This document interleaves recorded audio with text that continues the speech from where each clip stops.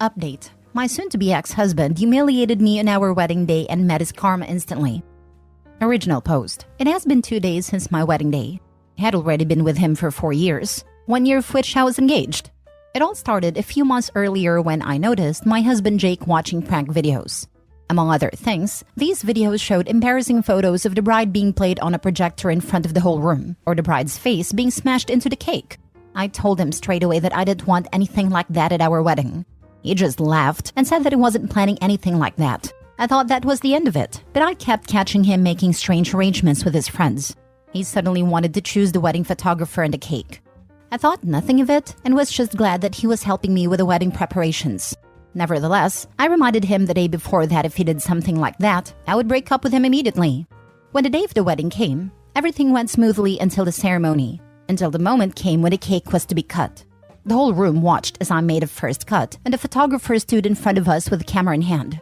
Suddenly, I felt a hand on the back of my head pushing me face first into the cake. Not only my makeup, but the whole wedding dress was ruined, and the whole room laughed. My husband the loudest. At that moment, the photographer took the photo and Jake said that this was now our wedding photo. I turned around, slapped him in the face and ran out of the room in tears. Thank God karma didn't take long to arrive and came in the form of his own brother. I ran to the toilet and started crying when I suddenly heard loud shouting from the hall. It was his brother Frank. I could barely understand what he was saying, and when I left the toilet, he was waiting for me. He told me that Jake had something to tell me. Jake was shaking and apologized without looking me in the eye. Frank told him to look me in the eye and apologize again. Even I was a bit scared of Frank at that moment because I had always thought of him as a kind and gentle man. I had never seen him angry before. Jake apologized again, and then Frank led us back into the hall, which was suddenly very quiet, and most of our families looked down at the floor a little embarrassed. The festivities were cut short, and I was taken home by Frank because I was too angry with my husband and I didn't want to see him.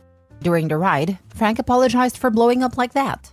He explained that my husband was horrible even back when he was a brother and used every special occasion to humiliate Frank. When it was Frank's birthday, my husband would throw his cake at him and break his presents. But back then, their parents always brushed it all off by saying that that's just how brothers behave.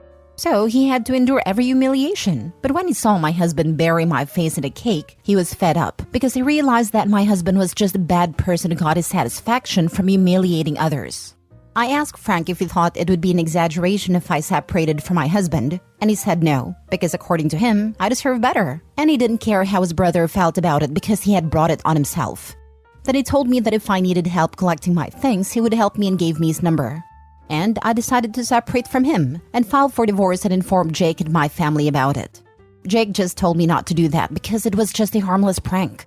I was spammed by both his family and mine that it would be ridiculous to end our marriage over this. But I see it differently. If he does something like this to me despite multiple requests not to do it, even after promising he wouldn't do it, then I can't trust him. No matter what he promises me, I have to assume that the opposite can and will happen, and that he doesn't care at all how I feel about his decisions. The situation can be projected onto so many much worse situations where it would be important for me to be able to trust him. His brother Frank seems to be the only one who supports me now, and I will go through with the divorce. Call me humorless, call me what you want, but I have given my reasons. Now for the top comments before reading the update. OP, I'm sorry this happened, but so proud of you. You warned him multiple times and he felt it was more important to get laughs than be a trustworthy partner. I don't know why people think humiliation is a prank. If you have to explain that it was a joke, it's not funny. Best of luck. P.S. Please let Frank know he's a good man, and we appreciate him having your back. Thank you for your support. See if you maybe can go for an annulment so you don't have to go through the divorce process. I don't know what the requirements for that are, but you really did the right thing in leaving him. Check with the wedding officiant. They may not have filed a marriage license yet. It's possible you could end it there, by tearing it up, rather than filing it at a courthouse. He lied and was disrespectful, obviously not the things you want in a marriage. Divorcing him now will save you from dealing with more boundaries being broken and heartache. You deserve better. Yes, that's what I've been saying. Stay strong. Honestly, I'd go no contact with those that are gaslighting you. They are disrespectful too. Hugs.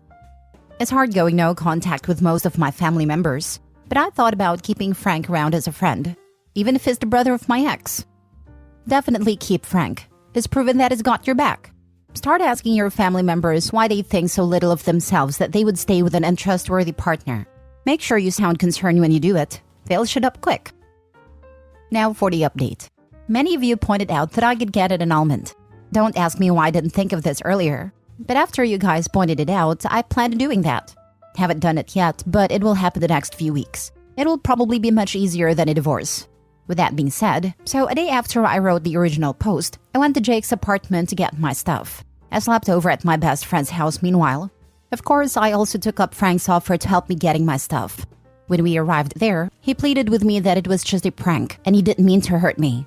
But the only thing I could think about is how he broke my trust before. And now I couldn't trust him now if he told me he didn't mean to hurt me. When he saw Frank, his face turned red, and he yelled at Frank and accused him of poisoning me against him. Don't worry, Jake, you did this to yourself. He argued with Frank for a while, and Frank confronted him with everything he did to him during his childhood.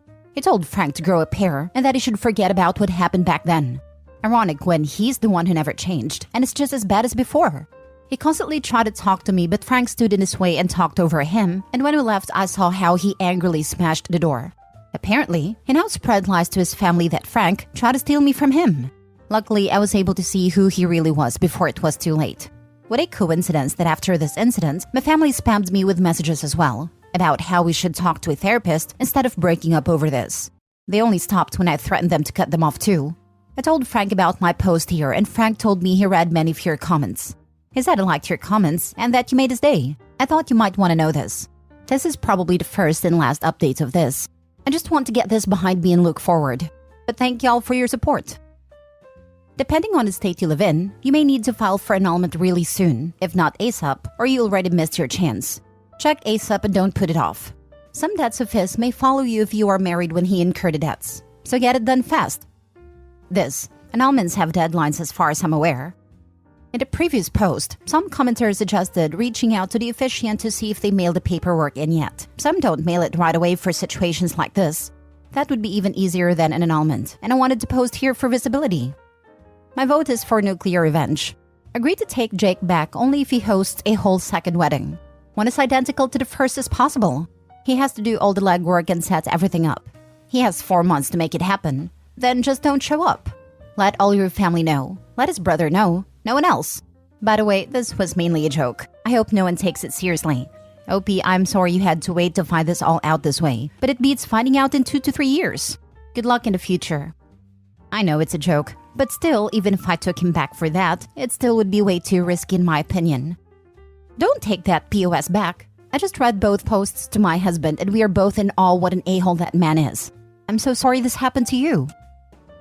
Next story. My husband thinks I slept with another man, but the reality is different. I caught my husband of 10 years cheating on me with multiple women. He bragged about how he was able to get laid. I know one woman who was 19 years old. It seems like it was just an ego boost for him. I always knew he had issues with his ego. He was a very insecure man. Whenever someone does something better than him, he would get jealous. Looking back, I regret choosing him, because I thought that he was a sweet person, so it didn't matter if he's a bit egotistical. When I found out that he was cheating, I left him and took my kids with me. I also exposed his affairs. He has since been begging me to take him back. I know for sure he is begging because his mom kicked his butt, and no one is taking his side. His last move is to make me reconcile with him so that he is somewhat acceptable. I refused, because all the things he said about me, about my body, he can never come back from it. I nearly died after giving birth to my son, and all he said was that my body's ruined. So my friend gave me an idea to hook up with someone else as a revenge. I was hesitant. I'm not someone who can do random hookups. So I staged a lie. With the help of my friends, I staged having a revenge affair. The last time he came to convince me, he said he cut off all contact with his affair partner and got himself into therapy. I wasn't satisfied. I wanted to crush his ego and crush his confidence. Told him that I slept with someone else. At first, he didn't believe me. Told me I was lying. So I pulled out my phone where there was text exchange between me and a random guy, which was just me and my friends chatting. We exchanged pics, fake pics, and there were spicy messages. He started to believe me. He pestered to know more about this guy. I made up a story how he is someone I met at the gym. I can see him losing his mind. He started cursing me. How can you do this to me? He started asking me questions. Did you use protection? How many times did you do it? Did he make me come? The last thing that actually broke him was when he asked my friend about it. She's the friend with whom I'm staying currently. She lied to him and said that we were making noises all night. And I sent my kids to my mom's for that. I can see my cheating husband having a meltdown. He really thought he was all that. I might end up hooking up with a random person because I'm done with him and I'm done with our marriage. Now for the top comments. He sounds like a narcissist. You deserve better. To add more, he texted me and said I shouldn't think I'm better because I slept with a man out of my league. He will still not be with me, and he just used me for release. Yeah, just add this to your evidence pile and contact a lawyer. See if he will leave the home, so you can stay put. Unless you feel unsafe, then leave if you need to. Honestly, this is probably better than actually having a revenge affair. To be honest, my heart is still loyal to my marriage. No matter how much I hate him, he is still on paper, my husband. I cannot disrespect my vows. I say that is a good thing for now. It shows that you're a good person at your core, that even after he betrayed you, you feel that you can't do the same. It seems like it's all very recent still. I hope it gets better with time. All the best to you and your kids. I'm so happy for you, lady. A refreshing read to see a woman not backing down. Just another encouragement to stay away, as men like this are STD grab bags. Staying away from him is best for your health. God knows how long he has been cheating. I'm glad I'm clean. Last story. My boyfriend, possible fiancé, said that when he dies, he wants to be buried next to his late wife. For some context, my boyfriend was married to his late wife for 4 years and dated for 6 prior to that. They have a son together. I know my boyfriend, whom I'll name Glenn for the sake of the post, was deeply in love with her. They're high school sweethearts who got married in their 20s. He only began dating again like 8 years after her passing. Now, we've been together for 5 years and I'll admit that at first, I used to be jealous and insecure about Glenn's late wife. I thought that him still loving her meant he could never love me, and I was just supposed to be her replacement. We actually broke up in our first year. It only got together because of the next Valentine's Day. Glenn wrote me a letter professing what he felt for me and we decided to have a talk. I understood that our love and their love are different, and what he feels for her doesn't undermine what he feels for me. I tried to avoid the if she were alive kind of train of thought because it's hurtful for both him, me, and their son. We're together, and I firmly believe that's what matters now.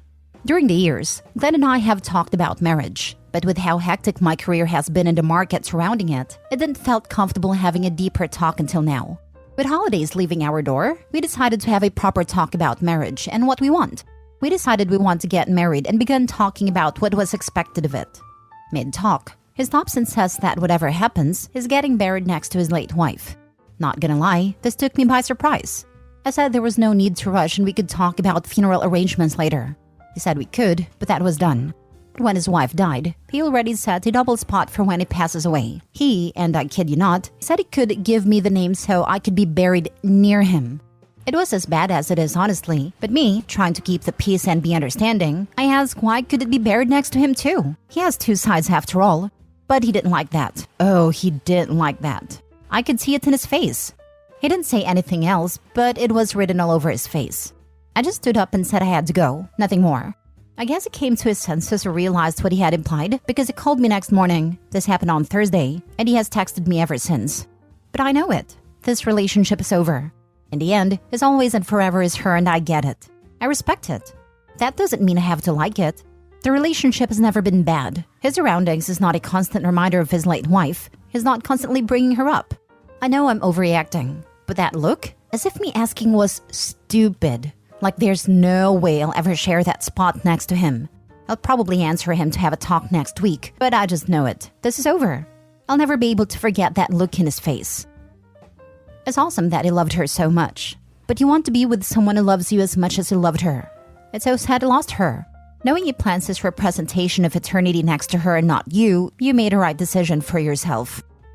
I think there's a big difference between him loving his late wife but having come to terms and move on with his own life. And that's what actually happened, where he seems to see his and Opie's relationship as less than. It's an awful situation, but like you said, Opie deserves unconditional love and not to be someone's backup option. You're not overreacting. With that involuntary facial expression, he told you how he really felt. Of course he's gonna be nice and tell you blah blah, but the truth is he's with you or any other woman because he can't be with a woman he really wants to be with. Good for you for putting yourself first. I wish you the best. And with what he said, that he could drop the name so she could be near him if she wanted, he didn't even care where she'd like to be buried, or if she even already had plans to. He doesn't even care if she would or wants to be buried next to him. Her option was totally reasonable. He could have been in the middle and they could be on either side. I feel like somebody already told OP she's overreacting and this can be talked over. That's why she feels like that.